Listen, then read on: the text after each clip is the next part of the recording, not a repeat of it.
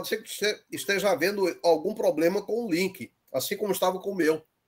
Eu vou verificar. Eu vou trocar o link para os próximos. Pode ser alguma, não sei.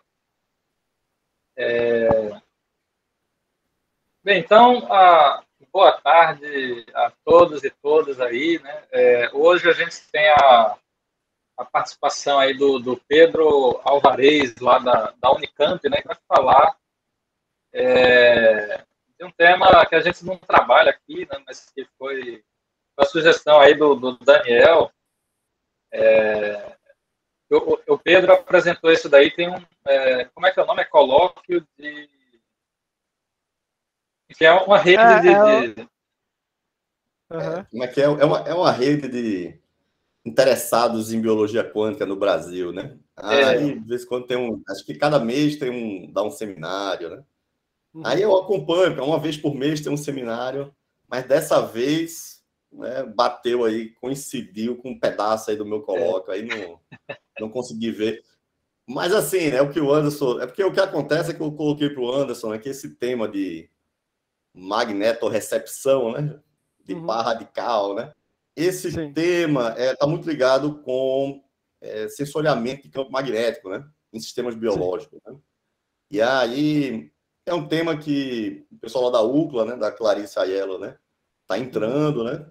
E aí eu conversei com o Anderson e o Leonardo Menezes uma certa época, né? Se eles tinham interesse, porque o sistema que estão usando para fazer as medidas de campo magnético em sistemas biológicos são exatamente as impurezas de diamante, né?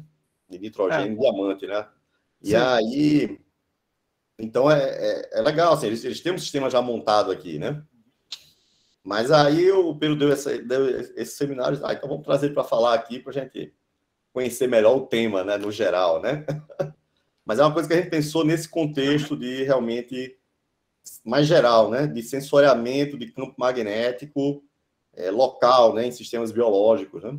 E possíveis aplicações aí dos sistemas aí que estão funcionando no laboratório do Anderson com o Leonardo, né?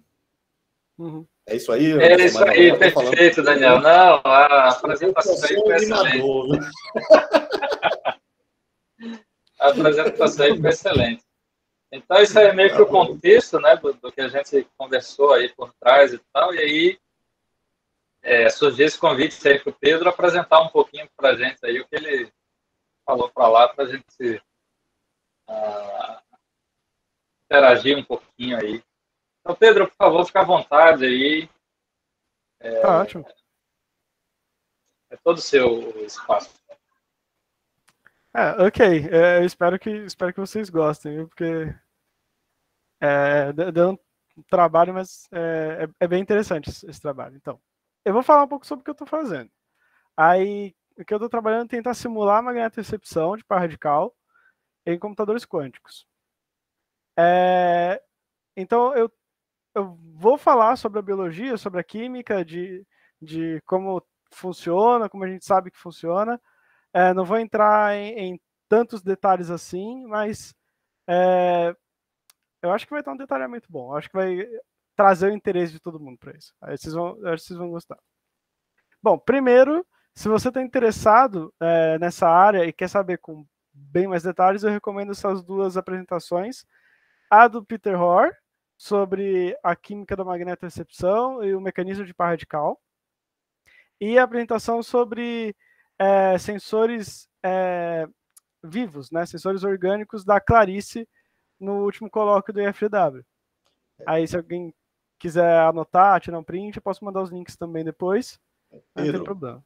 A Clarice deu um colóquio para a gente sobre esse assunto durante a pandemia, né?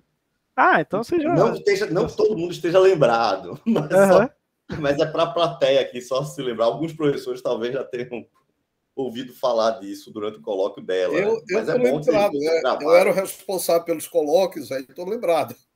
Você se lembra? Sim. Agora, ela, na verdade, não falou de animais, não, né? Ela falou, mas é que ela falou de muita coisa. Tá certo? Talvez Aí vamos ver se hoje a gente foca mais, né? Aqui o único animal que eu vou falar provavelmente é passarinho. Mas, e, assim, se tiver alguma pergunta no meio, essa palestra é mais uma conversa mesmo, então não se preocupe em perguntar, interromper, não tem problema nenhum. Tá? Eu até prefiro desse jeito.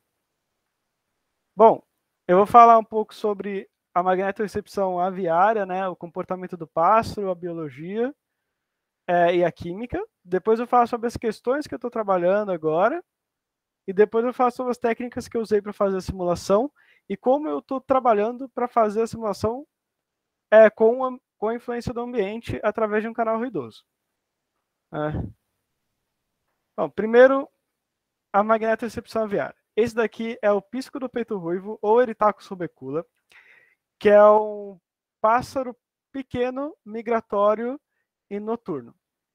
Ele faz todo ano migração intercontinental, indo do norte da Europa até o sul do norte da Europa até o norte da África e um pouco sul da Europa. E ele viaja para o sul na época de não reprodução e depois ele viaja para o norte na época de reprodução. Só que para um pássaro muito pequeno como esse, uma viagem intercontinental dessa é muito difícil, porque ele não consegue levar vantagem das correntes aéreas no topo da atmosfera, que pássaros grandes usam, como albatroz e algumas espécies de condores. Eles conseguem usar essas correntes aéreas e fazer tranquilamente viagens intercontinentais. O pisco não consegue, então ele precisa de um sistema de navegação muito mais robusto. E é aí que entra a magnetorecepção. Junto da habilidade dele de se navegar pelo Sol e pelas estrelas, ele utiliza a magnetorecepção para extrair informação direcional do campo magnético e conseguir uma precisão de metros a centímetros do local que ele quer chegar. Sendo que esse pássaro consegue acertar a árvore em que ele nasceu numa migração. Então, é bem forte esse sistema de localização. A magnetorecepção ocorre no olho do pássaro e é ativado através da incidência de um fóton. Mais pra frente eu falo de como funciona o mecanismo, mas ele precisa ser ativado por um fóton. E todo esse mecanismo ocorre dentro de uma macroproteína, que é o criptocromo, e essa macroproteína controla o ritmo circadiano das células da ave. E o criptocromo é a molécula que controla o nosso relógio biológico em um âmbito celular. Todos os seres vivos possuem essa macroproteína que controla esse ritmo, e você consegue modular o ritmo celular incidindo uma luz específica, luzes com comprimento de onda baixo, como luz verde, azul ou até ultravioleta. Bom, para entender como funciona essa magnetorecepção, é feito um experimento em que coloca o pássaro dentro de uma gaiola fechada sem luz. E a iluminação dessa gaiola é controlada. Na época de migração, o pássaro fica muito ansioso, ele fica muito agitado, ele fica pulando e bicando na direção que ele quer ir, porque ele quer se reproduzir. Então ele tem que ir para essa direção. Então, se você ilumina o pássaro com uma luz de comprimento de onda mais alto, como amarelo ou vermelho, ele bica e pula em direções aleatórias. Né? Afinal, dentro da caixa escura, ele só tem informação direcional do campo magnético. Ele não tem as estrelas nem o Sol. Mas se você ilumina essa caixa com comprimentos de onda menores, como verde, ciano, azul ou até ultravioleta, lembrando que pássaros têm visão colorida em vermelho, verde, azul e ultravioleta, né? Eles veem 4 cores ao invés das nossas 3. Então o pássaro consegue se localizar quando ele está iluminado com essas comprimentos de ondas menores. E nós sabemos que a magnetorecepção está no olho, porque se você cobrir o olho do pássaro, ele não consegue se localizar mais, independente da luz que você ilumina. Bom, e dentro do olho do pássaro, ocorre dentro do criptocromo, a magnetorecepção, como eu falei anteriormente. Ainda é muito teorizado, a gente não tem conhecimento bom de como funciona a magnetorecepção numa dinâmica celular e nas proteínas organizadas dentro da célula, né? A gente só consegue saber o comportamento do criptocromo em fluido. Mas a teoria que é mais forte agora é que uma flavina, que é a molécula onde ocorre a detecção do campo magnético, fica presa dentro de um bolsão molecular, o molecular pocket, que fica dentro do criptocromo. Esse mecanismo é muito parecido a como funciona a sua visão. A visão dos mamíferos funciona com uma rodopsina dentro de um bolsão molecular. E o bolsão ajusta o estado da rodopsina para maximizar a detecção de fótons. Já, teoricamente, acredita-se que o bolsão molecular ajustaria a posição da flavina de forma a maximizar a detecção do campo magnético. Ok? Então, dentro das células, nesse diagrama aqui à direita, seria como o biólogo Henrik Moritzen teoriza que é onde fica o criptocromo, para ocorrer a detecção. Ele teoriza que os dois cones, que são as células de captação de luz colorida, ficam organizados em pares, um ortogonal ao outro. E os criptocromos ficam alinhados dentro desses cones, podendo estar alinhados ou na região B, junto com a captação de luz para visão, junto com as rodopsinas, ou na região C, separado das rodopsinas, para não ocorrer tanta competição com a visão.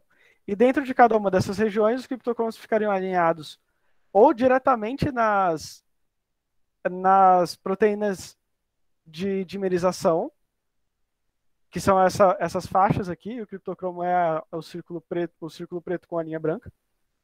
Ou, se o criptocromo existir na região C, ele ficaria localizado direto na membrana celular, de forma alinhada. Ok? Bom, essa é mais ou menos a biologia, mas essa parte é toda teórica, né? Porque é muito fácil você estudar o tamanho, ou você estudar a dinâmica molecular em fluido, com a célula toda quebrada, e é muito fácil você estudar a dinâmica comportamental da ave. Mas esse meio termo, a dinâmica celular e a dinâmica molecular dentro da célula, é muito mais complicado de se estudar experimentalmente. Bom, como funciona o mecanismo em si? O mecanismo de par radical começa com duas moléculas, nesse caso essas duas aqui embaixo. Desculpa, esse slide tem muita informação, mas vamos focar só nesse diagrama aqui. E vamos começar nessas duas moléculas. Aqui são uma flavina, ou FAD, e um triptofano. Elas começam no estado de equilíbrio. Então, ocorre a incidência de um fóton que excita um dos elétrons dessas moléculas. No caso, um elétron da flavina. Só que antes da incidência, esse elétron estava em um estado emparelhado. Ou seja, ele estava com o mesmo estado de energia de outro elétron, mas com spins opostos. Spin up, spin down. Quando ocorre a excitação, a captação do fóton, um desses elétrons sobe de nível de energia e esses dois elétrons agora estão livres. Mas o seu estado de spin ainda está correlacionado. Eles estão no estado agora conhecido como estado singleto, que é por isso que tem o S aqui na flavina. Depois da excitação, esse elétron livre é transferido para um triptofano, e as duas moléculas agora dividem um par de elétrons emaranhados. Eles estão no estado de par radical, né? Porque elas são dois radicais correlacionados pelos elétrons. Como os elétrons estão livres, separados um do outro, mas ainda mantêm o emaranhamento no estado de spin, eles ficam com a liberdade de mudar entre o estado singleto ou para o estado tripleto, que é o estado com spin paralelo, né? Existe mais umas nuances aí entre estado singleto e tripleto, mas eu acho que para o propósito do nosso trabalho aqui é entender que spin oposto é singleto e spin paralelo é tripleto já é bom o suficiente. Bom, agora que as moléculas estão nesse estado instável, que é o par radical, os elétrons podem ficar mudando de estado. Eles ficam mudando de estado de spin de forma oscilatória. Só que essa mudança de estado de spin é sensível ao campo magnético. Então, dependendo do ângulo da reação, o ângulo dos elétrons, com as linhas de campo magnético, o tempo que os elétrons ficam no estado singleto ou tripleto muda. E essa mudança de tempo faz com que, no momento que haja a recombinação das moléculas, de volta ao estado original, se os elétrons estão no estado singleto, ou a um novo estado produto, quando os elétrons estão no estado tripleto, então, dependendo do ângulo do campo magnético, a quantidade de estados produto e estados originais vai ser diferente. Agora, se você pensa nisso numa questão com várias células, vários criptocromos fazendo essa análise ao mesmo tempo, fazendo essa reação ao mesmo tempo, você tem uma fração de estados produtos com estados reatantes, com estados originais. E essa fração muda com o ângulo em relação às linhas de campo. Por que eu estou especificando as linhas de campo? Porque a ave não detecta norte-sul. Esse mecanismo não é uma bússola. Ele percebe o ângulo com as linhas de campo. Então, a ave conseguiria saber se ela está na linha norte-sul ou na linha leste-oeste. Eu vi uma mensagem de texto. Tabosa tem uma pergunta. Pode fazer. Boa tarde, Tabosa. Boa tarde, Pedro. Uma dúvida aí. Nesse estado emaranhado que você descreve aí, né? E que faz a transição para o tripleto, né? Então, você tem um estado... Você perde o emaranhamento e tal. Não.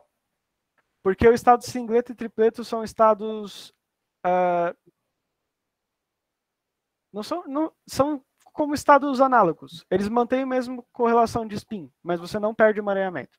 Porque os elétrons ainda estão correlacionados. Se você separar eles, você ainda tem uma relação entre os spins. Mas o que é que causa, então, essa transição entre o estado tripleto e singleto? O estado tripleto e singleto são equivalentes de energia. Então, ele só transiciona normalmente. Nada necessariamente causa transição. Outra pergunta é, vocês realmente identificam que esse estado é emaranhado?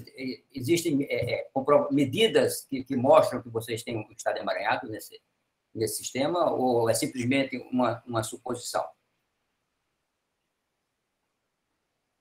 Deixa eu pensar bem nessa pergunta. Então, o funcionamento do par radical, do mecanismo de par radical, é teórico. Experimentalmente, essa reação é muito rápida para ser realmente observada experimentalmente, mas você observa o resultado dela. E ela seria a única reação que explica o que está acontecendo, né?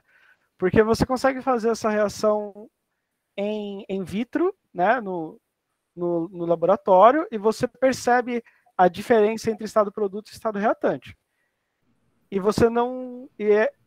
o par radical seria a forma que a gente sabe até agora de explicar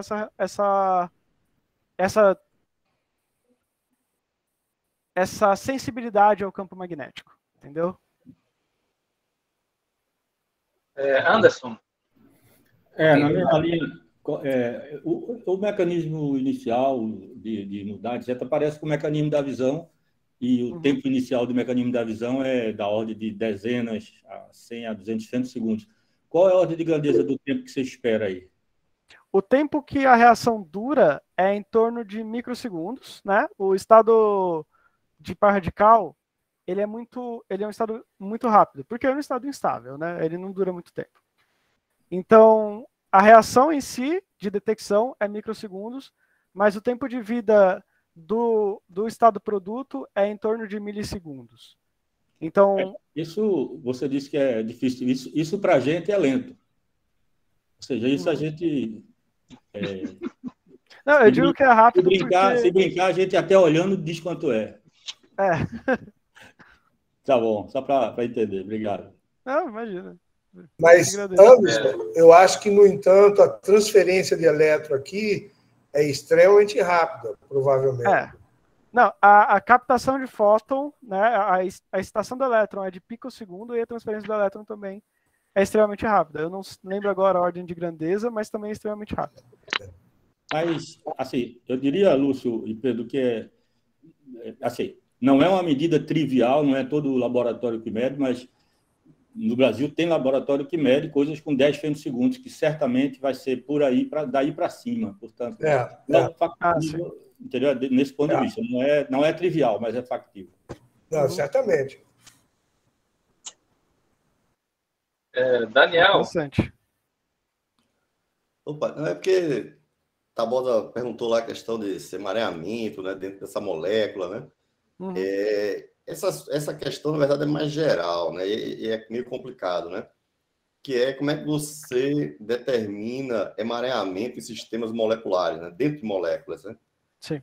Isso é um tema em aberto atualmente, tá entendendo? Como é que você caracteriza isso? Porque, num certo sentido, veja, num átomo, né? Quando você tem uma superposição entre dois estados, você não chama de emaranhamento, né? Você chama de uma coerência quântica, né? Você tem uma coerência entre o estado fundamental e o estado excitado, né?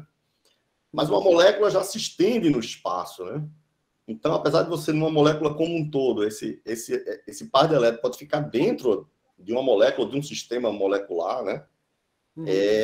Eles vão ficar mais separados espacialmente do que no átomo. Mas, ainda assim, não está tão longe que você consiga realmente endereçar separadamente, né? Como se fossem dois sítios, né? Sim. Na verdade, essa imagem aqui em cima mostra essa diferença, né? Quando você está... Na reação que a gente observou até agora, um elétron fica na flavina e outro fica em WC. Eles ficam espacialmente separados mesmo. Então, eles ficam espacialmente separados, mas o espacialmente separado é pertinho, né? Um do outro, né? Então, esse problema, ou seja, definir se você tem um processo que é, por exemplo, coerente, mas não é emaranhado, isso é uma sutileza, né? Que a gente aborda no sistema atômico, nos sistemas ópticos, né? Mas que nos sistemas moleculares eu acho que ainda falta ferramentas, tá entendendo? Para você distinguir, né? Exatamente o que é uma coerência quântica, uma coerência clássica e um emaranhamento. Sim. Então, acaba que você... está discutindo aí é que você tem um modelo teórico, que é aquela coisa, você tem que fazer uma teoria clássica para isso, é um trabalho que você já sabe, você não sabe nem por onde começar, né? A teoria que você tem é quântica, né? Para descrever a molécula, a teoria de primeiros princípios que você tem. Então, da teoria de primeiros princípios, sai um estado emaranhado, porque da mecânica quântica saem estados emaranhados para todo lado, né? A mecânica quântica é emaranhamento qualquer hora. Mas, assim, essa questão da interpretação, se é emaranhamento, coerência quântica, ou se tem um análogo clássico, eu acho que está muito longe de ter essa clareza, né? Nesses processos. Essa ainda é uma pergunta em aberto, né? É isso que eu estava querendo perguntar, né, Tabosa? Não é exatamente nessa linha, porque emaranhamento, em princípio, é um estado muito frágil, né? Ele é muito sensível a interações. Sim. Então, esse parece que é um sistema relativamente complexo. Então, o emaranhamento sobrevive a essa... O emaranhamento não é necessariamente frágil, né, Tabosa? Isso aí eu acho que a gente tem... Atualmente está entendendo mais emaranhamento, tem aspectos robustos, né? Em tempos pequenos, o emaranhamento não é tão frágil assim. Mas se você não tem que se preocupar. Esse processo é pesado, né, Tabosa? Porque isso é interação colombiana envolvida no meio, Sim. Esses estados singleto, tripleto, então é uma interação mais forte. Não é nada entre átomos neutros, coisas assim, não. Tem uma parte elétrica forte, né? Que é energias grandes, né? Não é pequeno, não. Você vê. Os integrais de Planck, etc, né? Acho que Rios quer falar aí. Rios levantou a mão assim na tela. Eu queria fazer uma pergunta também. Pode fazer. É uma curiosidade. Quando eu vi o anúncio do seu seminário, eu fiquei curioso pelo tema e fico com uma pergunta porque eu não consegui ler em canto nenhum. Veja só, tem analogia com o processo da visão, como comentou Anderson. Um mecanismo desse, estando por trás de um processo biológico, deixa ainda a desejar. Quantos processos desses são necessários para um processo de aprendizado do que fazer para um sistema biológico? Me explique em outras palavras. Quando a gente olha para alguma coisa, a sensação de capturar fótons individualmente não deixa ver imagem. Então, no mecanismo de par radical, existe estimativa de quantos têm que ser ativados para o animal achar o caminho pelo magnetismo? Olha, isso é um problema que eu queria tratar no meu trabalho também. Não sei se vai ser possível, questão de tempo, mas eu já vi 1 ou 2 artigos tratando disso, mas era no modelo antigo, que achavam que a captação era homogênea pelo olho inteiro. Hoje a gente sabe que não, né? Você tem que ter a habilidade de fazer a detecção do campo magnético só com poucas células captando a luz. Mas uma estimativa mesmo eu acho que não tem. Não tem, né? Com a teoria atual, né? De como é a captação. Que você precisaria só de 3, 4 células. Eu lembro de coisa antiga que eu podia comentar para você dentro da pergunta. Naquele livro do Schrödinger, O que é a Vida, que é uma coisa escrita antes do DNA. Sim. Ele de 45, eu acho. Assim, é isso. Né? O processo da vida, para ser robusto, precisa ter estatística. É um fenômeno quântico, mas tem que ter estatística. Sim. Então, a conexão disso que você vai descrever para a gente com o processo da computação quântica continua me intrigando. Eu vou continuar ali escutando.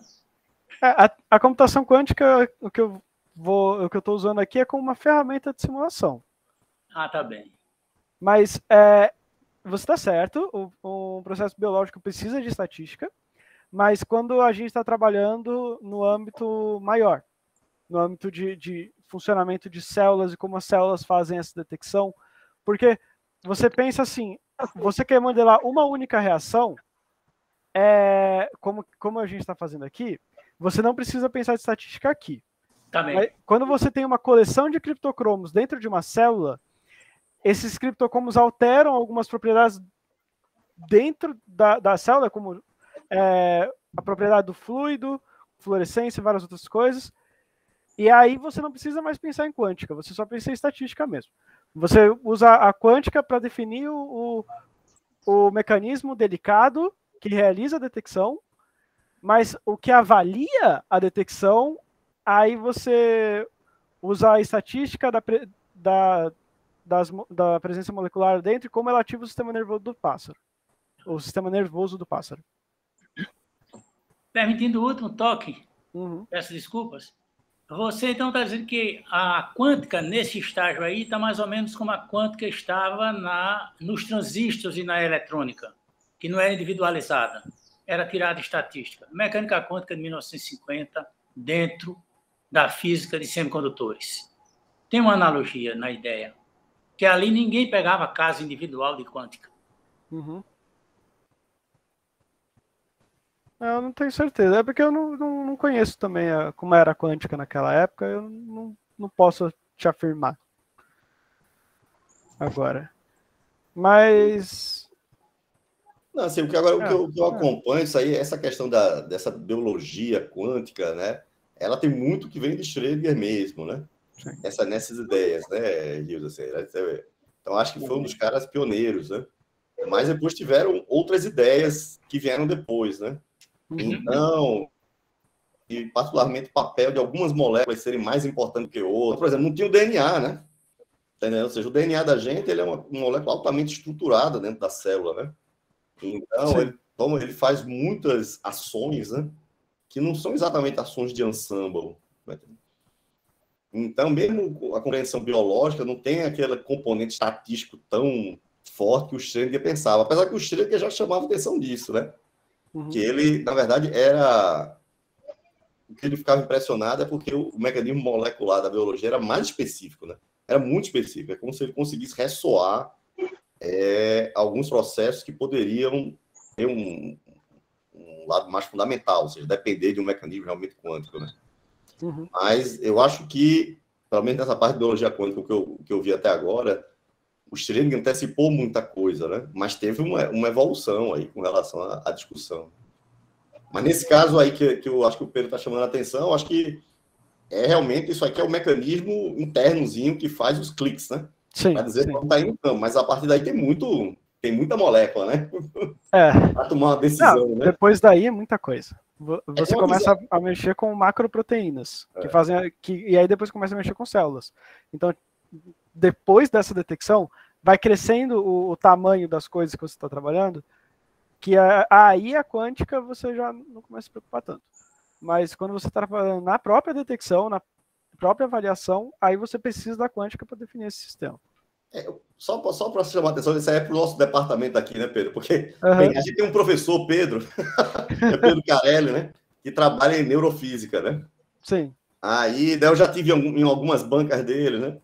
E aí ele faz realmente aquelas modelagens, né? De que você detecta a informação no olho e aí você tem que transmitir todas aquelas pequenas informações para uma área do seu cérebro, né? Aí ele faz vai fazendo a conexão até formar o cérebro formar uma imagem, né? Mas aí já é uma outra etapa, né? Mas, já é outra etapa. O passarinho vai ter que ter alguma coisa assim também, né? Para tomar a decisão final de para onde ir, para onde ir as asas, né? Inclusive já localizaram a região do cérebro que processa a magnetorecepção. Já se sabe dessa parte. Fala, Pedro, Valeta.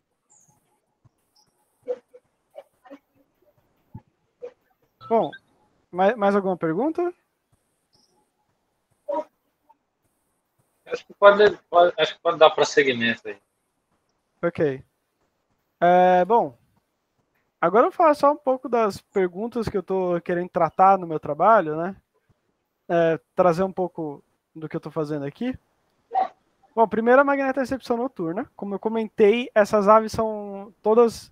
A maioria das aves que possuem magnetorecepção desse tipo, sem minerais ferromagnéticos, né, magnetorecepção por par radical, são noturnas. Aí ainda não está claro por quê. Existem pressões evolutivas sobre isso, né? São aves pequenas, então é uma vantagem evolutiva viajar à noite, já que tem menos predadores. Mas ainda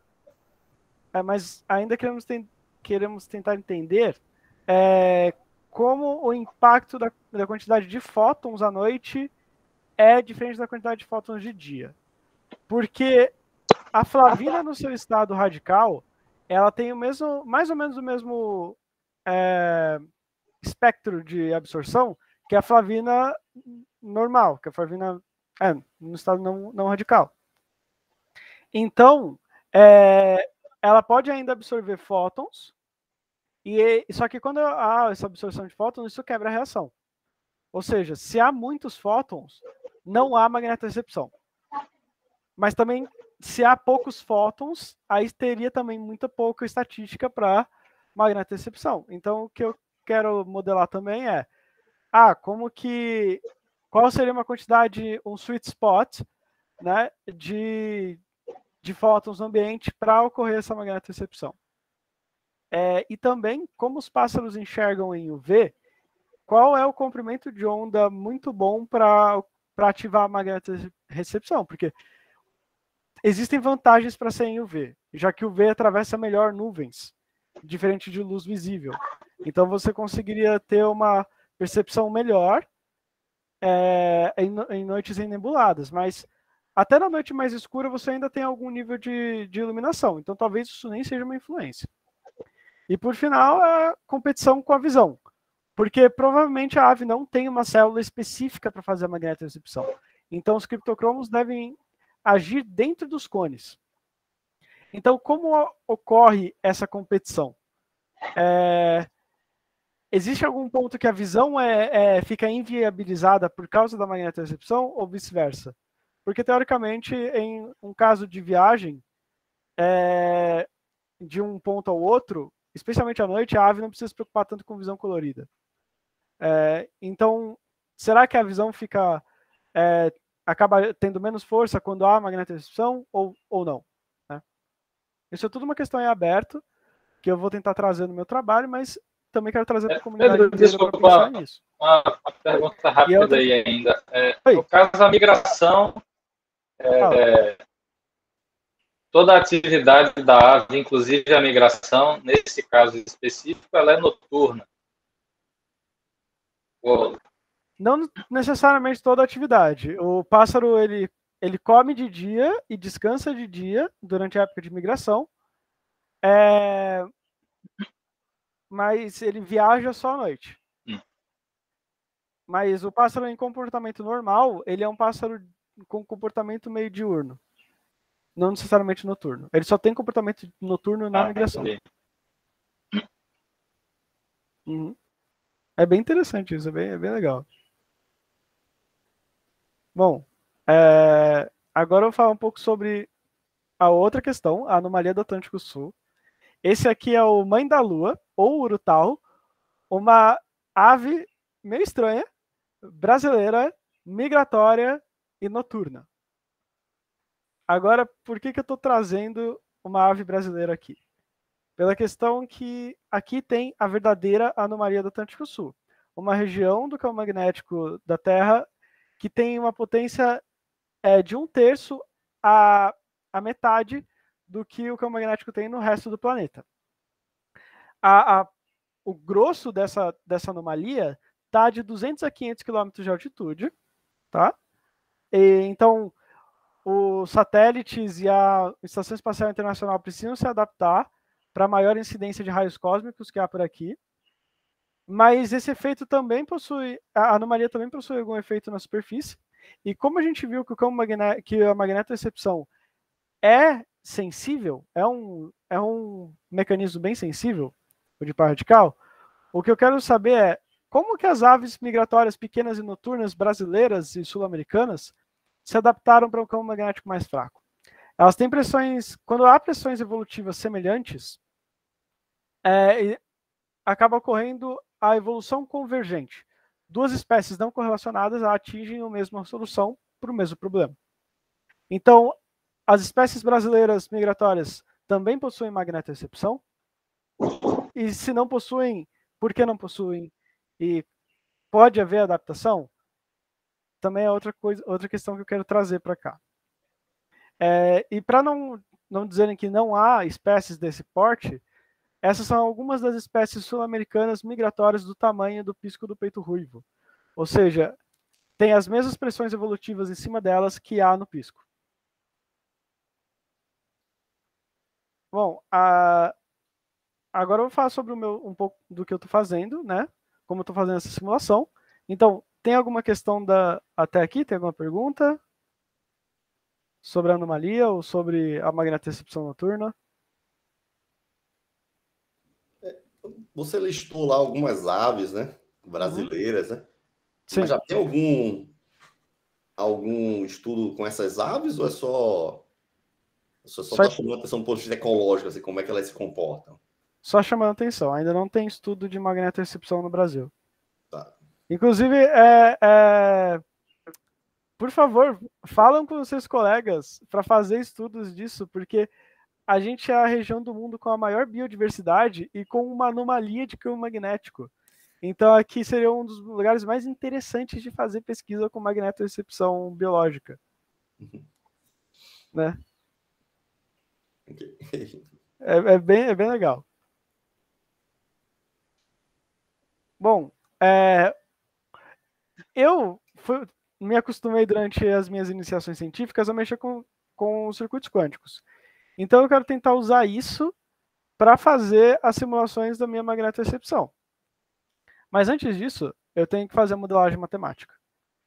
Eu estou utilizando a equação mestra para fazer essa modelagem, que é um formalismo de sistemas quânticos abertos, muito usado, e é principalmente usado para sistemas quânticos abertos onde há uma interação fraca do ambiente em cima do nosso sistema. Né? Esse primeiro termo é a parte da equação de Liouville, ele determina a evolução interna do sistema, sem a influência do ambiente.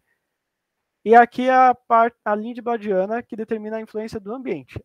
Nesse modelo, estou só assumindo a recombinação das moléculas, né? Em que PS e PT são os projetores no estado singleto ou tripleto, e KT e KS são as taxas de recombinação. Né? Então, isso modela... Qual é o seu sistema aí? O que é que você está simulando? É só o par? É só o par radical. Singleto e tripleto. Isso. São os nossos dois elétrons mudando de estado.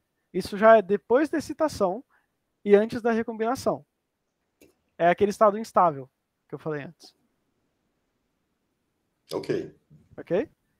Bom, e a hamiltoniana, a evolução interna do sistema, é essa aqui, em que temos os termos de efeito Zeeman, né? Aqui que ocorre a detecção do campo magnético. o acoplamento de spin-spin entre os elétrons e a interação dipolar entre os elétrons. Essas duas interações antes acreditava-se que elas se cancelam, mas alguns resultados mais recentes mostrou que não, elas têm alguma contribuição, elas podem ajudar na magnetorecepção, então é interessante simular elas juntos. Mas se você está simulando um sistema mais simples, pode desconsiderar elas. E aqui temos a interação hiperfina entre os núcleos das moléculas com os nossos elétrons. E essa parte também é muito importante de simular, porque ela que dá a anisotropia do ambiente que permite a magnetorecepção. Né? Sem essa interação, os elétrons não veriam tanta diferença entre o ângulo com o campo magnético. E aqui embaixo é a condição inicial, em que os elétrons começam no estado singleto. É fácil de perceber isso, porque os elétrons estavam inicialmente com o spin oposto, e no instante que o fóton excita um dos elétrons, eles ficam no estado singleto, spins opostos. Bom, aí eu usei o fato de que a evolução temporal, o operador de evolução temporal é igualzinho ao operador de rotação.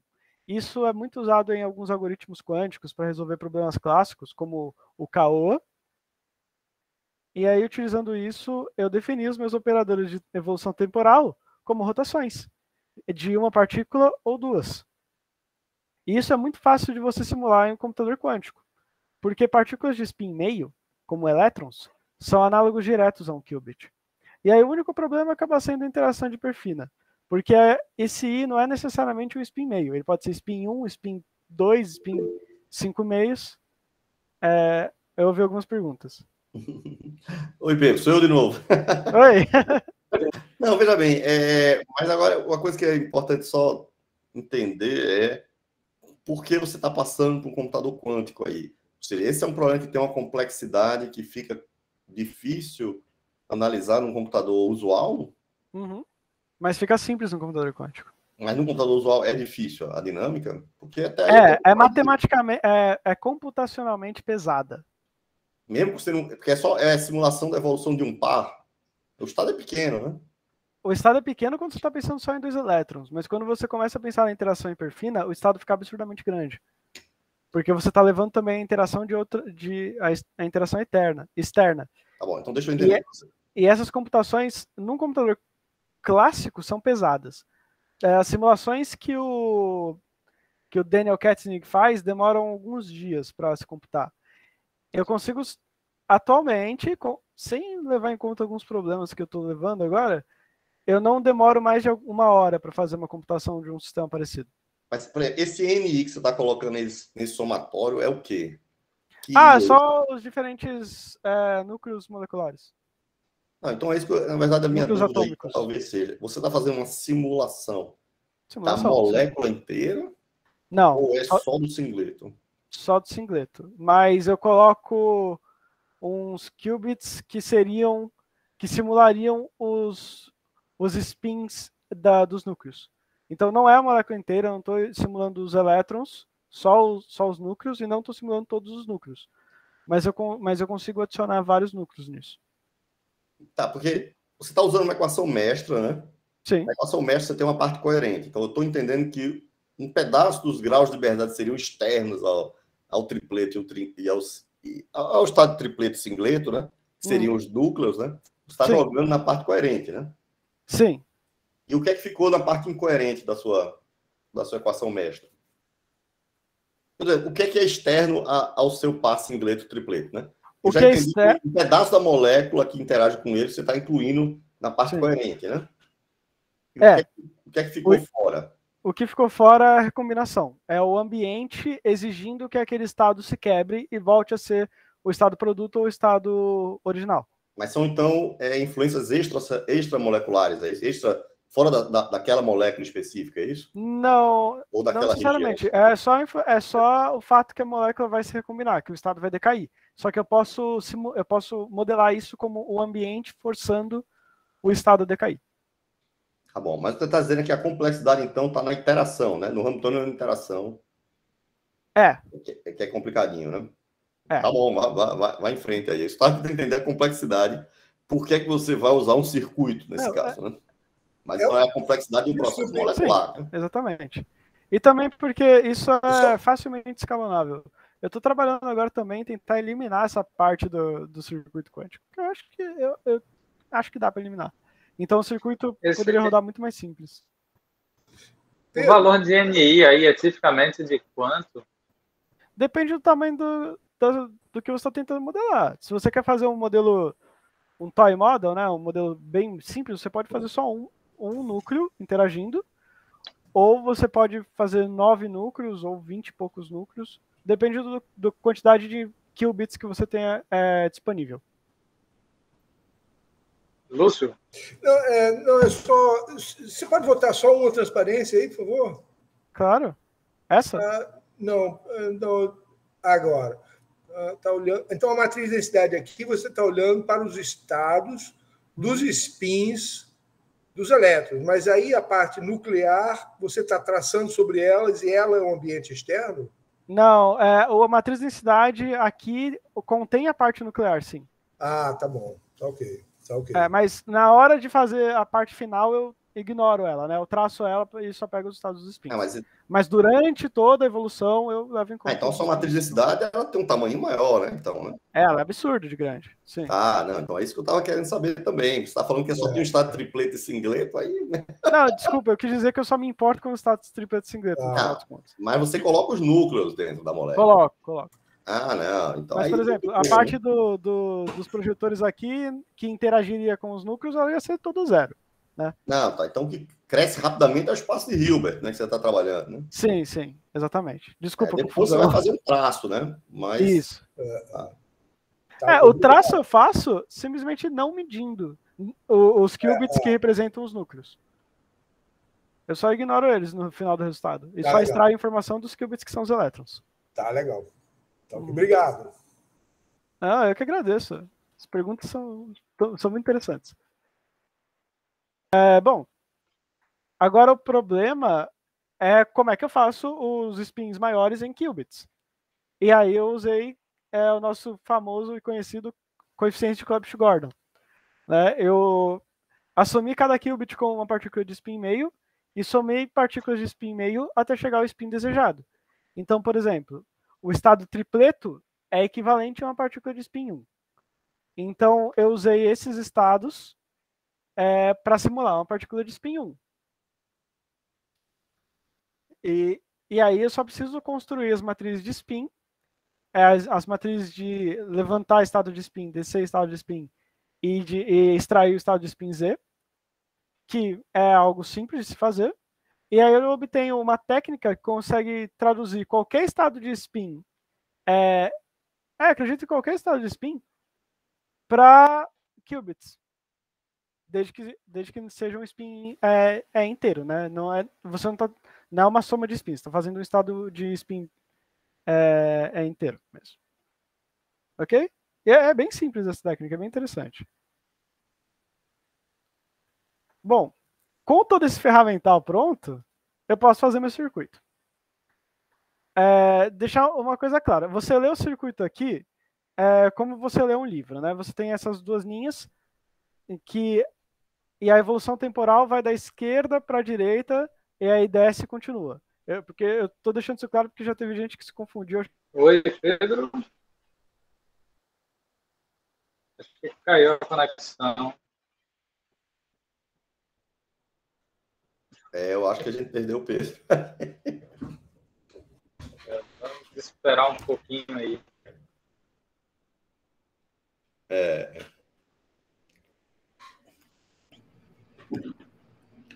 Amaral, eu aproveito e deixei um recado, eu vou ter que sair agora, eu estou indo para uma reunião virtual em São Paulo, SBPC.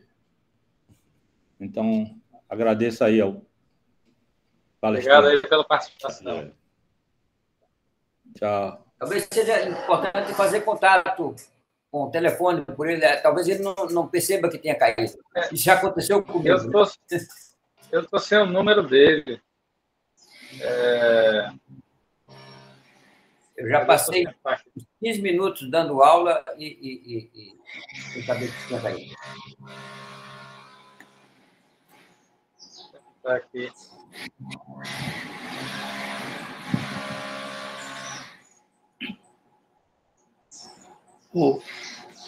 Anderson. Ele se retirou. Amaral. Ele se retirou. Eu tenho que sair também, porque eu vou ter uma aula daqui a pouco. Ó. Aí tá dando agora 3 horas. Eu estou lamentando, porque eu estou gostando demais. Ao menos isso, por favor, transmita a ele. Tá bom. E ficará gravado, certo? Então depois você pode olhar. E eu vou ver. Tá bem. Tá você bem. pode curtir esse instante aqui, sem palestra, aqui a gente conversando. Tá tudo gravado, né? Mas tá tudo ótimo. O que é que o Daniel está dizendo, que eu não estou ouvindo? Aí tá gravando até o parado aqui. Rapaz, uma coisa que é interessante, né? Você tem um detetor magnético, etc. Mas o que me impressiona também é o seguinte: e a memória do pobre passarinho? Como é que ele grava tudo isso? Como é que ele se orienta? Ele simplesmente segue uma linha de campo? Eu tenho que perguntar para o Pedro aí, que ele está mais por dentro, mas eu vi uns estudos que eles conseguiam, pelo menos, descartar que tudo é memória, tá entendendo? Tem que ter eu imagino que não, eu acho que não pode, não seria eficiente, né? Tem que ter alguma memória, né? Porque ele voltar para a mesma árvore. Pois é. Ele viaja, depois volta para a mesma árvore, ele tem que ter alguma memória, mas parece que não tudo, né? É porque você não tem a chance de o passarinho viaja, porque se lembra de cada pedacinho do caminho, né? Aí ele vai lá, aí não precisa do campo magnético, né? Mas aparentemente isso não, ele precisa do campo magnético, mas ele deve ter memória, sim, né? Alguma coisa. As formigas sabem somar vetores, né? Elas usam esse processo para se... Rapaz, nosso palestrante não sabe nada, tá bom? Isso aí é lorota. É sério. Não é somente fenômeno, não. Não é só fenômeno, não. Não. Então teve Descartes também, né? Descartes, geometria analítica.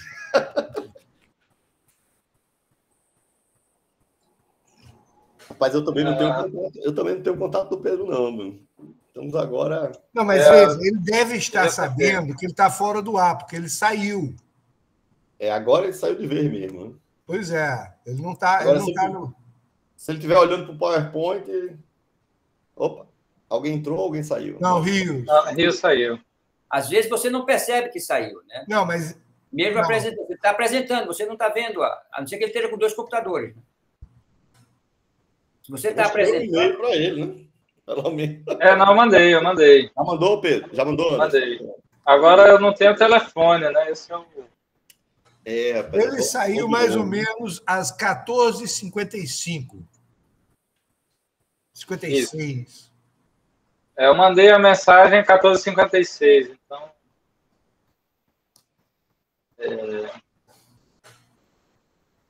Quando ele finalmente foi falar do trabalho dele, caiu. Pronto.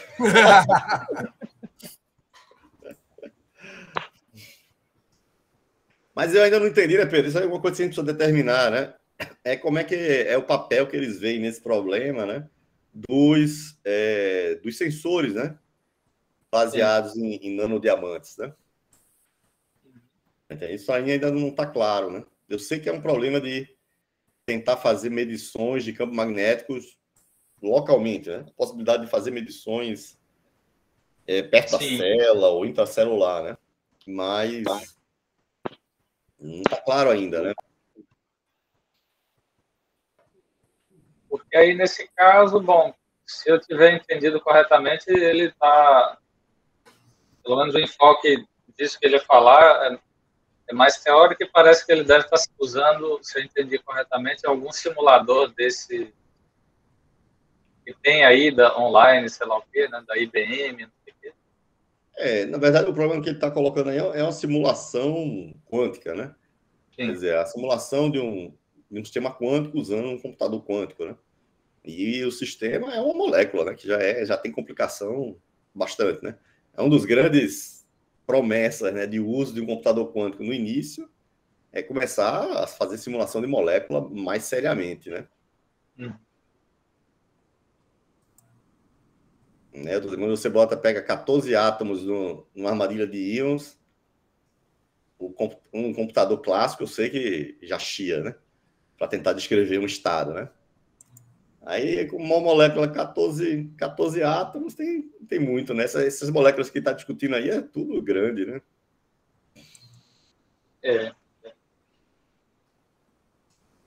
O efeito hiperfino aí, ele considera dezenas de átomos, dependendo aí. Então. Onde você Anderson, eu tenho o número do Pedro aqui, eu liguei para ele, mas não estou conseguindo contato não, por enquanto, pelo menos. Nem mensagem no WhatsApp, nem nada. Ih, rapaz. Vai ver, sei lá, caiu a energia dele. Caiu a energia, caiu o prédio da Unicamp. Esperamos que não, né? Se for um aguaceiro daqueles que está tendo lá em São Paulo, derrubou tudo. Vai estar tendo cada aguaceiro da peste mesmo lá, né? Na cidade de São Paulo, né? É. No Rio de Janeiro, foi engraçado, logo depois do colóquio do Aragão, eu fui ligar para ele, porque eu não gravei o colóquio dele. Fiz uma besteira enorme, né? Aí ele quase que não me atendeu o telefone, porque ele estava se virando para se livrar da chuva. Ele disse: está um aguaceiro impossível aqui. Negócio realmente violento. Rio e São Paulo, essa época do ano é terrível, cara. Bem, eu me lembro, a gente aqui teve uma vez, né, na visita do Marco Bellini, né, Lúcio? Ave Maria. Marco Bellini passou um mês aqui, né? Quando ele foi dar o colóquio finalmente. Não, teve o do Silver também, que eu fui apanhá-lo no aeroporto. Quase que perdia meu carro, quase que perdia ele, quase perdia tudo. Putz, Deus. Mas eu me lembro desse colóquio aí, que não teve jeito dele dar o colóquio. Chuva, né?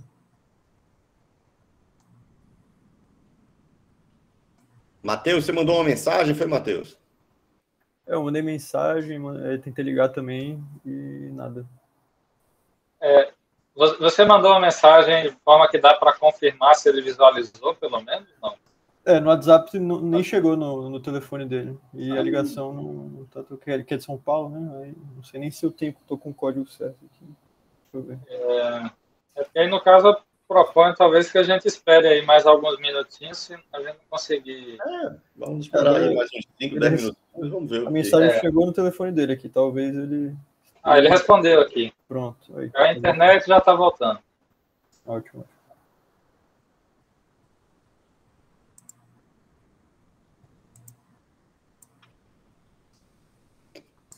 Ai, meu Deus, gente, desculpa. Imagina. Estavam consertando a internet aqui e não me avisaram. Detalhe, né? Detalhe. Ó, Pedro, parou, você estava começando a descrever o circuito, viu? Nossa. Isso. Foi longe. Depois você falou. Eu fiquei, nossa, teve um segundo que eu fiquei, nossa, estão tão silenciosos, o que está acontecendo? Bom, mas tudo bem. Então, eu falei que aqui você lê da esquerda para a direita, né, e desce aqui e continua. Tem que compartilhar a tela de novo, Pedro. Desculpa. Eu tô com a cabeça em outro lugar. Calma. Ok. Estão vendo? Tudo certo? Agora sim. Perfeito. Então, eu falei que aqui a gente tem que ler da esquerda para a direita, né? E aqui são duas linhas, né? Só para deixar isso por claro. Então, Q1 e Q2 são os dois elétrons, ancila são todos os outros núcleos atômicos, né? Ancila é um conjunto de qubits, não necessariamente um só. Aí, esse primeiro bloco de gates aqui, de Pauli X, Hadamard, Senote, prepara os nossos elétrons no estado singleto. O próximo bloco representa a interação do efeito Zeeman, né? São rotações todos de um qubit só. Esses 6 gates representam tanto o acoplamento spin-spin quanto a interação dipolar. Eu posso fazer isso, colocar essas duas interações juntas, porque no final são só multiplicações de exponenciais. Aí eu posso só somar todas as constantes e fazer um ângulo só para todas elas. Aí não tem problema. E aqui embaixo são as interações hiperfinas, que também são só rotações simples, né? O circuito, a gente pode ver, aqui representa só a equação unitária, só a equação de Liouville, mas é um circuito bem simples, e nada muito complexo. Operações de rotações são muito comuns em computadores quânticos. Pedro. Oi. Deixa eu entender um pouco aí da sua abordagem, né? Porque você começou lá com o hamiltoniano, né? Uhum. A partir daí a evolução temporal seria padrão, né? Sim, mas você está reescrevendo aí o problema, né? Para poder calcular isso dentro de um computador quântico, né? Eu estou simulando a evolução. Qual é o computador que você usa para isso? Até, por enquanto, estou usando da IBM, mas eu consegui acesso também aos da IonQ. Mas quantos qubits você tem aí para brincar nesses computadores? Depende do computador, mas a IBM eu usava geralmente de 5 qubits, né? Porque eu estava só simulando um sistema bem simples para ver se tudo funcionava. Da IonQ eu tenho até uns 20 e poucos qubits que eu posso usar. Mas eu não estou tentando nenhum sistema muito grande ainda, porque eu ainda estou aperfeiçoando essa evolução toda, né? Eu tenho que controlar os parâmetros, tenho que ajustar a posição das gates ainda. Tá, não, só para determinar, então, essa forma que você está descrevendo, evolução temporal, é porque os computadores que você está usando esperam receber o programa feito assim, é isso? Não. Como é, então? Essa forma tá assim.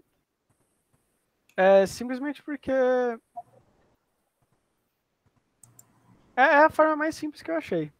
Não sei, mas como é que você vai dar a informação para o computador? Porque você está mapeando o seu problema físico, né? Em um específico, circuito. Num problema que você vai poder jogar dentro de um computador quântico. Né?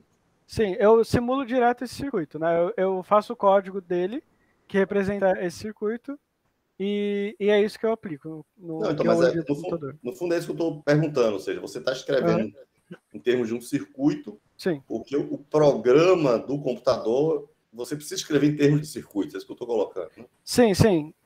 Eu preciso escrever em termos de circuito esse programa. Porque isso aí é a mecânica quântica padrão, mas se você der uma equação mestra, o seu computador quântico não vai gostar, né? Não. Eu acho que nem tem como resolver a equação mestra em computador quântico agora. Mas você precisa dar o problema já nesse formatozinho, né? Que ele gosta, né? Exatamente. É que o formato de circuito é o mais simples que a gente tem para algoritmos quânticos até agora. Tá bom, segue em frente. Mas só para entender, porque você, na verdade, está fazendo o mesmo problema, só que você está mudando a linguagem dele, né? Sim, é exatamente a mesma coisa aqui. Assim, a equação mestra tem alguns detalhes que esse problema não tem, que aqui não tem, né? A equação mestra não se importa com a ordenação dos operadores. Esse aqui, a ordenação faz diferença. Então, a gente tem algumas coisas mais que a gente tem que levar em conta no circuito, que a gente não tem que levar em conta na equação mestra. Mas esse é o preço de se pagar pela facilidade maior de fazer a conta. Pedro, mais uma pergunta aí. No caso, essas rotações aí, você já coloca, digamos assim, a rotação equivalente que você esperaria para aquele hamiltoniano, para cada operação dessa daí, o efeito composto equivale à evolução do hamiltoniano, não é isso? Sim. Partindo desse estado inicial e tal. Então, isso. No caso, sei lá, você coloca como se fosse, eu quero saber a evolução para um tempo X, aí você programa essas matrizes de rotação, e aí depois você vê o que acontece, depois você vai variando, é mais ou menos assim, você vai sempre variando essas matrizes de rotação para ver como é a evolução do estado. O que eu estou tentando fazer é controlar esse sistema de forma que o ângulo que eu coloque na rotação, né, ele representa o tempo de interação do operador com o estado, seja ótimo ou bom o suficiente para sair o resultado que a gente espera de acordo com observações experimentais e de outros modelos teóricos iguais. Então, eu faço as medidas, tudo, eu chego no singlet yield, né, na quantidade de estado singleto que eu tenho. E aí com a teoria de equação mestra num computador clássico, aí eu tenho uma curva dessa forma. Então eu vou treinar esse sistema e ajustar esse parâmetro de forma que eu consigo mais ou menos uma curva dessa forma. O comportamento não é exatamente igual, mas eu ajusto o parâmetro para conseguir algo parecido. E aí eu posso expandir o sistema depois, a partir desses parâmetros, e ver como ele se comporta quando eu expando ele. Basicamente, é igual quando a gente faz machine learning. É muito parecido com machine learning. Machine learning você treina o seu sistema e depois você aplica ele para outro sistema. E aí vê os resultados. É bem parecido aqui. E quantos parâmetros livres você tem aí nesse circuito? Depende de como você quer trabalhar. Você pode ter até... Você pode ter um ângulo para cada rotação, né? Um parâmetro livre para cada rotação. Ou você pode assumir que todas as evoluções têm mais ou menos o mesmo tempo. Então você só coloca um parâmetro.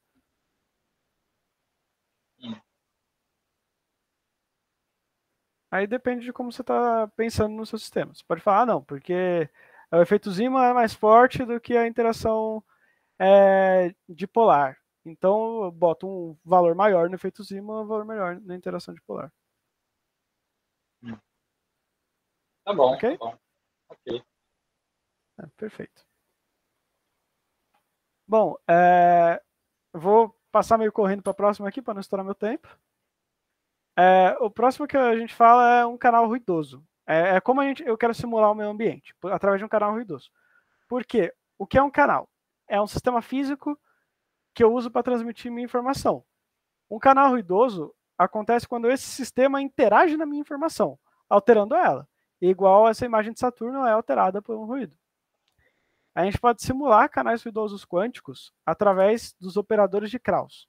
São esses operadores K. E que são muito simples de ser usado. E um exemplo de operador de Krauss aqui é o operador de relaxação de amplitude, que ele leva um sistema de 2 níveis ao nível de menor energia. Tá. Utilizando isso, esse ruído, eu posso simular um sistema quântico aberto. Simplesmente adicionando um sistema que representa o ambiente no meu total e aplicando uma evolução unitária ao mesmo tempo no meu sistema e no meu ambiente. Depois, eu só traço o ambiente para fora e obtenho o meu sistema alterado pelo ambiente. E como que eu faço isso em um circuito quântico? Eu uso uma decomposição Solovay-Kitaev, que ajustando a minha gate unitária e os parâmetros γ1 e γ2, eu consigo simular qualquer circuito de 1 qubit a partir dos seus operadores de Krauss. O meu objetivo também, que eu vou fazer com esse trabalho, que eu estou tentando fazer, é fazer a mesma decomposição para 2 qubits. Eu estou trabalhando nisso agora, para poder fazer a interação no ambiente. E o legal é que, se nós simularmos um sistema de 2 níveis numa equação mestra, um átomo, com o nível ground state e o nível excitado, né? O nível fundamental e o excitado. A gente coloca ele numa equação mestra, reajusta os parâmetros da equação mestra para ignorar a evolução de Liouville. Obtendo uma nova equação, nós podemos chegar na solução dessa equação mestra, utilizando aqui os estados de anotação de vetor de Bloch, né? Essa anotação que estou usando aqui. E aí eu posso reajeitar meu parâmetro gama e chegar nos operadores de Krauss. Há um paralelo direto entre equação mestra e operadores de Krauss, entre uma Lindbladiana e os operadores de Krauss. Então eu consigo simular uma Lindbladiana utilizando operadores de Krauss. Então eu consigo simular uma Lindbladiana utilizando decomposição Solovay-Kitaev. E é essa parte forte do sistema. Eu utilizando essa simulação, eu consigo incluir também o meu ambiente na minha evolução do meu circuito. Mas se eu estou entendendo direito, assim, o problema que você está discutindo aí é o seu computador, ele só gosta de dinâmica coerente, né?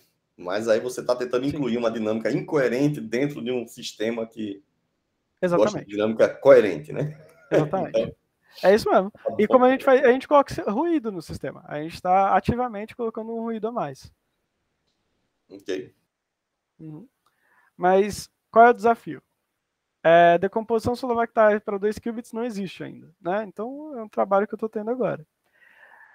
E também, quando você tem 2 qubits, você pode ter ruídos que geram emaranhamento. E isso é uma coisa que você não tem que se preocupar com um qubit. E então você pode acabar tendo o emaranhamento dos qubits com o ambiente, com a interação do ambiente, né? Algo que é esperado, isso é a decoerência. E também tenho que calcular os operadores de Krauss das minhas projeções. Não é uma conta trivial, mas é um desafio interessante também. Bom, eu estou me divertindo muito com esse trabalho. Eu gostei muito de fazer a apresentação. Espero que vocês tenham gostado tanto quanto eu. Muito obrigado. Opa. Obrigado, Pedro, muito obrigado aí pela apresentação. Realmente... Eu que agradeço. Muito bacana. Eu agradeço pela oportunidade. Eu estou adorando apresentar esses seminários. É muito divertido. Pedro, deixa eu perguntar uma coisa. Você disse que já fez algumas simulações, é isso? Sim, mas eu tô com um problema agora, porque o meu circuito não inclui uma medição boa. Porque você medir no final do circuito, diretamente os qubits, não gera os resultados que você observaria com uma equação mestra, né? Porque a equação mestra você pode ter o resultado em qualquer momento do seu circuito, em qualquer momento do seu circuito, não, desculpa, em qualquer momento da sua evolução, e não necessariamente é no final. E também, então você tem resultados melhores. Porque a evolução não tem um tempo fixo. E é isso que eu estou tendo trabalho de fazer. E é isso que a decomposição Solovak-Taev vai fazer, né? Ela interage indiretamente com o meu circuito, e aí o circuito está aqui, eu consigo extrair essa informação do circuito em qualquer momento, sem prejudicar ele. Então os elétrons continuam evoluindo e eu vou extraindo em cada período de interação. Mas você chegou a comentar que achava que a sua conta com um computador quântico vai ser mais eficiente do que se você tentasse resolver o sistema... Sim. Classicamente. Aí foi, mas como você onde é que você se baseou nisso aí para fazer essa estimativa? Na quantidade de informação que a gente precisa, né? Simplesmente a gente precisa de uma quantidade relativamente pequena de qubits para fazer essa simulação, né? Não vai precisar de mais de 100 qubits para fazer uma simulação robusta. E também porque o tempo de operação dessas operações quânticas, quando você faz no computador quântico, desculpa, é bem curto, né? Porque são todas operações simples, é tudo rotação na esfera de Bloch. Então acaba sendo tudo operações muito rápidas para o computador quântico realizar. Então mesmo que você tenha um sistema robusto, ele não vai ter muito tempo de processamento. Tá. E a sua estimativa é que num computador clássico demoraria muito mais, assim, quanto? Não é estimativa. Falando com o Daniel Kattni, que é um pesquisador teórico agora, que ele faz esse tipo de dinâmica, ele falou que ele demora 1 dia, 2 dias para fazer as simulações dele num cluster. E o que eu estou pensando é um computador quântico, que também não é algo que todo mundo tem no quintal, mas não é necessariamente tão robusto quanto um cluster. É só outro tipo de processamento. Mas você acha que consegue 100 qubits num desses computadores disponíveis? Eu acho que o maior que tem, que eu concordo com o número de qubits, porque tem alguns que eu acho meio absurdo, é uns 50, 60. Uns que eu vi. Tem uns de 60 por aí. Tem alguns computadores que funcionam com umas dinâmicas diferentes, que falam que tem 5.000 qubits, mas eles não funcionam de um jeito que dá para você medir a quantidade de qubits. É por isso que, na verdade, eu estava falando a questão dos circuitos, né? Porque se o seu computador não é um computador quântico universal, né? Então, tem aqueles computadores que fazem só annealing, né? Faz outros tipos de operação. Não necessariamente você vai escrever como um circuito, né? Sim, exatamente. Você já está supondo que você tem um computador quântico aí disponível que você consegue, basicamente, programar qualquer coisa, né? Aí você já está adaptando para isso. Não necessariamente, porque os computadores quânticos que a gente tem hoje em dia, os que são mais comuns, a maioria são tudo de circuito. Mas o D-Wave, por exemplo, ele usa assim um circuito? D-Wave é quanto a annealer. Não. É outra coisa, totalmente diferente. É outra coisa, é outro sistema. Então, esses computadores que foram abertos ao público, eles são universais, em princípio, né? Eles têm eles mais ou menos. Claims, né? Ele claim. Assim, fala muito que é universal, dizem, mas assim, esses computadores que são abertos aos cubos geralmente são de supercondutores. E eles são bons. Eles fazem as operações com muita facilidade e também o circuito é algo muito fácil de fazer neles, né? Você só tem que alterar o pulso que você está dando no seu sistema. Então, os computadores mais comuns hoje em dia são tudo trabalho com circuito. Por isso que eu trabalho com circuito. Tá ok. Mas eu acho que seria interessante tentar modelar isso enquanto um annealer também. Pode ser legal. Não sei, né? Eu não sei atualmente como é que é essa comparação, na verdade, de performance, né? Uhum. Porque no início do Quantum Annealing, né? Eu acho que a última comparação que eu vi estava nos 500 lá, qubits, né? Uhum. A programação num supercomputador ainda estava pau a pau, né? Ah, sim. Por enquanto, eu acho que supercomputador é pau a pau com o computador quântico. Ainda não, a supremacia quântica ainda não é algo tão... Não, a supremacia que eu conheço, aquele artigo lá do Google, né? Era um problema específico. Sim, não era um problema universo, não era um problema qualquer. Ele pegou um problema que era muito ruim de fazer no computador clássico, mas que, em princípio, não serve para nada. É só para dar trabalho mesmo. E aí, mas no computador quântico ele conseguia fazer de forma mais eficiente, né? Mas isso, pelo que eu entendi, não é o caso do teu problema, né? O teu problema é que se fosse um supercomputador, talvez você conseguisse fazer também rápido, é isso? Sim, você consegue fazer bem no supercomputador também. Eu estou fazendo computador quântico porque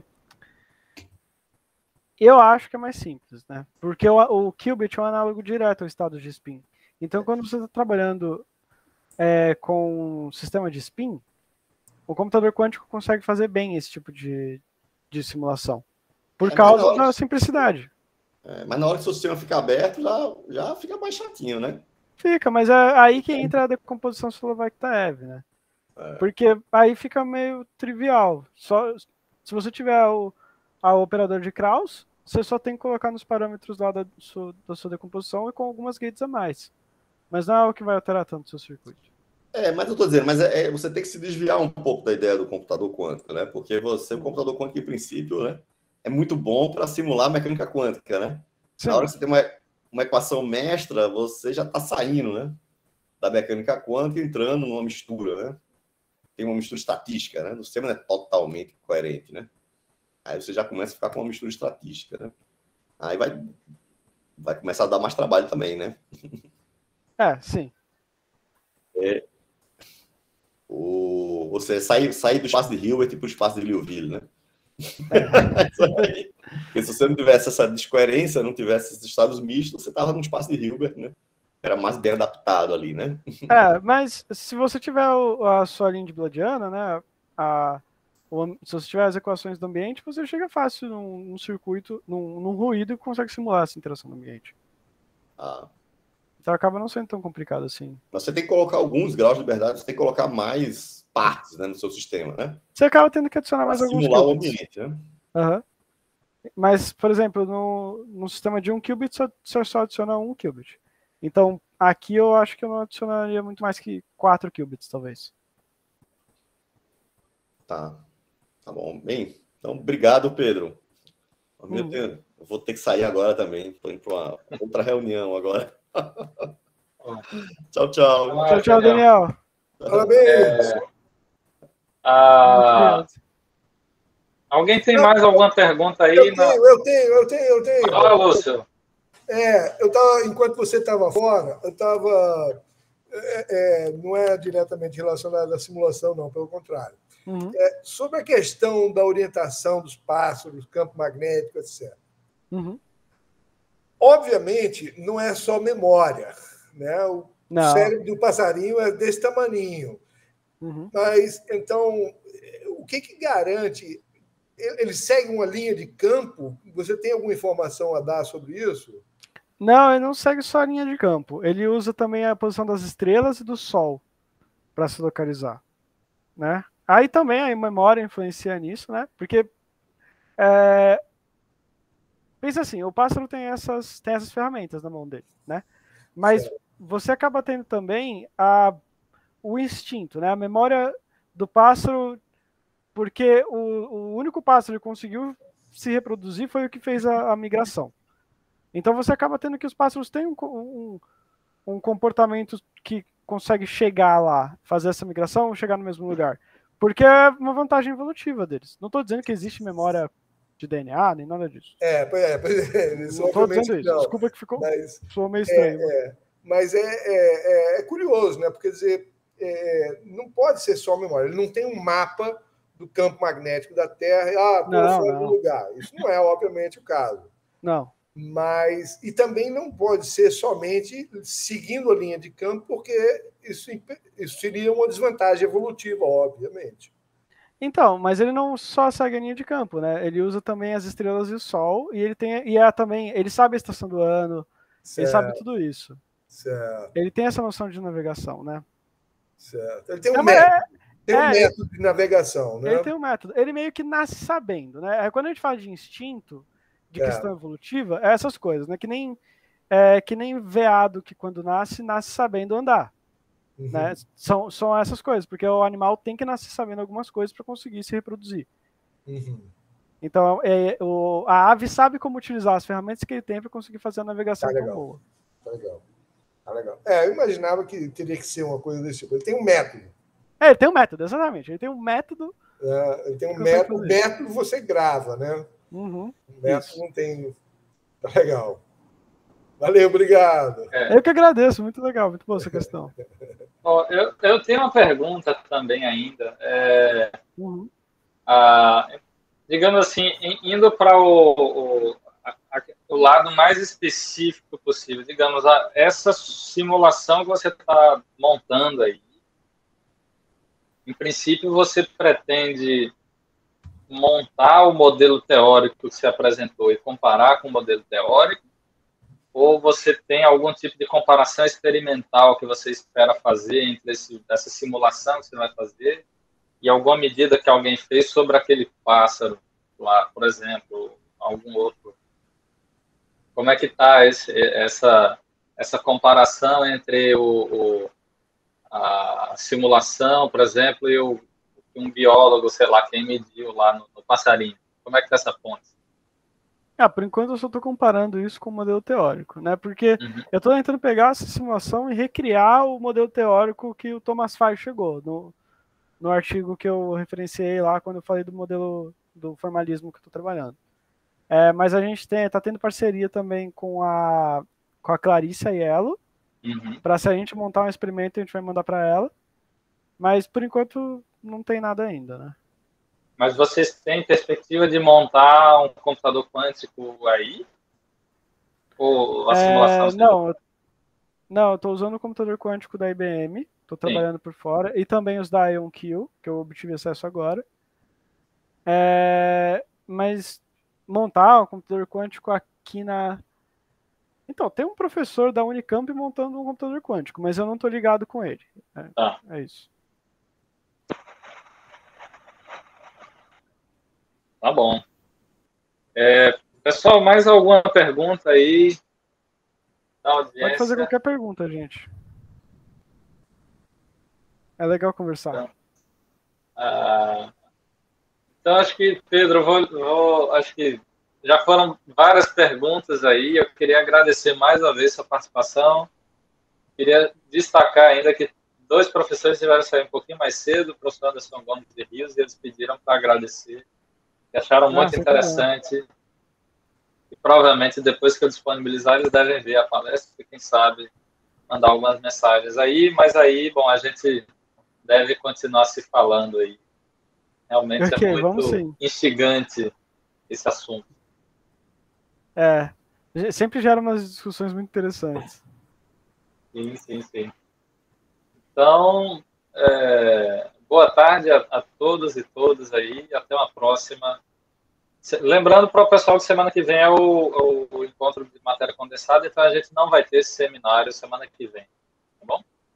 Então, até mais, um abraço aí, Pedro, Lúcio, Lucas. Abraço. Até mais. Abraço, gente. Tchau, até mais. Tchau.